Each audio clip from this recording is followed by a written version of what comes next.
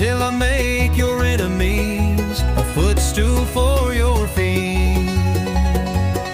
The Lord will stretch forth. Welcome back to Covenant Matters. I'm your host, Josh Howard, and we are today aiming to ironically and yet helpfully ask the question, are the kids still in the covenant promise? So there's obviously a lot of distinct and yet related issues that are going on in covenant theology, but most of the debates and disagreements within covenant theology go straight forward to the topic of baptism, and that's typically where those discussions and disagreements stay. But there's a foundational question, indeed a couple of foundational questions that come before that discussion, and these have to do with the relationship of children of believing parents and the church. The question that I want to look at today is, are those children of believing parents still in the covenant promise of God? So before we try to answer the objections of those who may say no to that preceding question, this is essentially the default position of the Old Testament scriptures. The covenant and the covenant promise of God included all those who were professing believers along with all of their children. And that reality and that sort of covenant structure was formally seen when God struck covenant with Abraham, and he said that that promise and that covenant was for Abraham and for his children. And on that, most Christians of all stripes can find some agreement. So there are always some nuanced, yet important, but still nuanced distinctions and explanations for how exactly this worked. But it's certainly clear that there were some who were circumcised as covenant children, that is to say, they were truly part of the covenant, and yet they were not truly united to the God of that covenant. You could think here of Isaac's son Esau, for example. Or another interesting example, although probably more controversial, would be Judas Iscariot. Judas was a disciple and even an apostle who walked with Christ. He was one to whom Christ served the meal of the new covenant, even as the new covenant was instituted, and yet he was one who did not respond in faith, and he accordingly fell away. Judas Iscariot would be an example of one called a covenant breaker.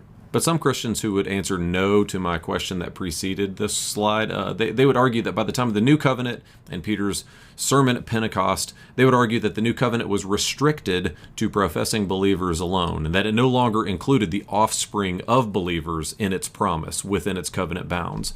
So these would maintain then that the covenant is pure in that it consists only of professors, but that it's much more restricted. It no longer includes the household as it had previously. But for those with that view, there's something major that changes by the 3rd and the 4th centuries, when the dominant position of the church became, in their view, the inclusion of children within the covenant. And while extensive explanations from the church in that period are somewhat limited, those who today would reject the inclusion of covenant children would typically attribute this early church development to what would later develop into and morph into the modern-day Roman Catholic Church. But I think a major difficulty is that although the stance of the early church specifically included the children of believing parents in the visible church, there is no satisfying explanation for how that happened, or for why it was not staunchly and even uniformly opposed by those within the church. Such that by the time of the Protestant Reformation, it is maintained that some groups of the Radical Reformation simply kept reforming, and they corrected that error of past millennia, in fact, of church history by now excluding, in their view properly excluding, the children of believers from the covenant body. Though they would also maintain that some of the magisterial strains of the Reformation kept on persisting in Rome's error by affirming the covenant standing of the children of believing parents. And I think that the explanation of covenant theology is far simpler, and I believe it's far more compelling. The explanation of covenant theology begins in the Old Testament context when God first defined the covenant with our forefather Abraham. And in that covenant definition, God specified that the covenant was for Abraham and it was for all of his children. In that God was truly a God to Abraham and to his children, just as he had promised. God was a God in that sense to Jacob as well as he was a God to Esau. But the covenant promise had to be received by faith in order for it to be effectual, in order for those covenant blessings to be showered upon those who received it in faith. That's always been the case, in fact. Abraham's children were born into the covenant because of God's promise being for believers and for their children. And yet they had to, in turn, respond to receiving the covenant promise by faith. So by the time we reach the days of Pentecost, Pentecost represents a tremendous expansion in the covenant, because the new covenant, in fact, is a time of growth in its power and in its spread of the covenant. It's not, in fact, a shrinking back of the covenant, nor is it a limiting of its power and efficacy. And children had always been included within this covenant community, children of believing parents. And they were in the new covenant as well. And they were included with a reach that was even stronger than what had come before. You could see this in sort of these covenant growths and expansion passages like we read in 1 Corinthians 7, when Paul takes this previous context and previous background setting of Ezra 10 and expands it out. The reach and the efficacy is in fact greater, not less. So in this new covenant, or we could say this renewed covenant, believing Gentiles and their children were brought in as well. Those who were previously far off from what Paul calls the covenants of promise in Ephesians 2 are now being brought in and brought near. This is an expansion and a growth, in fact, of the covenant. And that builds on what had come before. So Christian theologians have noted that the New Testament call is to repent and believe, but that call is not some sort of radical change or novelty, since any adult that had joined themselves to Old Testament Israel would have been called to do the same. The call has always been repent and believe in the Lord your God. No one of any generation, in fact, comes to God except those that come by grace as it is received through faith. But that ancient call to repent and believe, it never severed or it never served to exclude the children of believing parents from the covenant. Those two realities were not, in fact, incompatible or opposed to one another. Men and women are called to repent and believe, and the covenant promise is truly for them, and it's for their children. So in this view, the time of the early church is therefore quite understandable, unremarkable even.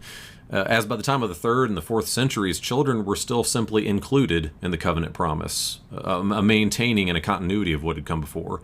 Again, there was no universal agreement typically at any time on how that worked or what it truly meant or fully meant, but the overall covenant structure remained unchanged. The promise was still at that point for you, and it was for your children. So in a time when many other doctrines were at the very forefront of Christian discussion, including those of Jewish-Gentile relations, which was a major hurdle of the early church, we see a notable absence, a notable lack of any major debates or discussions that arose to challenge either the covenantal inclusion of children or their participation within the visible church. So by the time we get to the Protestant Reformation, this was a time of tremendous reform within the church, but it was a time truly of reform, not of making something wholly new, but instead of reforming something that had become bent and twisted. It wasn't a wholesale rejection, in other words, of everything that had come before or anything that had constituted Christianity for past millennia. So during this time, we see Protestants better articulating covenant theology, among other things, and we see Protestants defending the covenant standing of the children of believing parents. And although you still notably have some obvious disagreements that still remained on this among a whole host of other issues, you did see a common practice that the Reform affirmed that the children of believing parents were partakers in the covenant promise of God. And that recognition, that covenant standing, goes a tremendous way to explaining these striking passages that we have all throughout the New Testament that warn about those who are not regenerate, and yet this same group is not outside the covenant. Not regenerate, and yet not outside of the covenant.